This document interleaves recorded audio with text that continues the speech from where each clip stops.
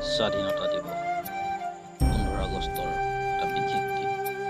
1947 চনৰ 15 আগষ্ট তাৰিখৰ পৰাই আমি ব্ৰিটিছৰ পৰা মুক্ত হৈ স্বাধীন লাভ কৰিছিলোঁ আৰু সমগ্ৰ ভাৰতবৰ্ষে আমি আজি এই বিশেষ দিনটো স্মৰণ কৰোঁ।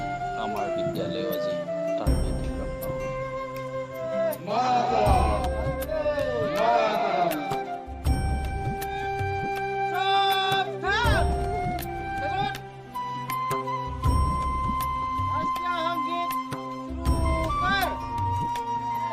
আমি অতিকৈ সুখী আমাৰ বিদ্যালয়ত আজি এজন ইণ্ডিয়ান আৰ্মিৰ অৱসৰপ্ৰাপ্ত সৈনিক শ্ৰীযুত জিতেন চুতীয়াদেৱ আহি উপস্থিত হৈছে।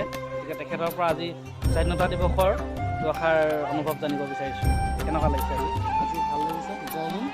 মই প্ৰাক্তন সৈনিক জিতেন চুতীয়া, এই বিনোদন বাসিন্দা। আজি বহুত ভাল লাগিছে। আজি আৰু এই দিনটো আমাৰ বাবে বহুত গৌৰৱান্বিত দিন।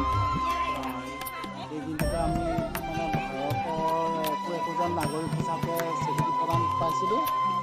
আমি বহুত ভাল লাগে আৰু এই দিনটো আমি সকলোৱে থাকোঁতেও বহুতখিনি ইয়াৰ বিষয়ে শিকিছিলোঁ আৰু নিজেও আমি প্ৰেডবিলাক কিছুমানত অংশগ্ৰহণ কৰিবলগীয়া হৈছিলে।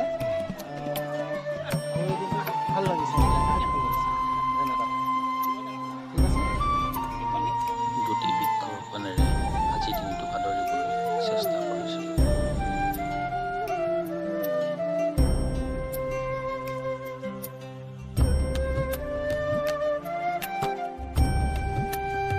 স্বাধীনতা দিৱসৰ লগতে সংগতি ৰাখি বিদ্যালয়ৰ কাষতে থকা মঞ্চটোত অভিভাৱকৰ সহযোগত অনুষ্ঠান আয়োজন কৰা হ'ল। যি অনুষ্ঠানেও আজিৰ দিনটো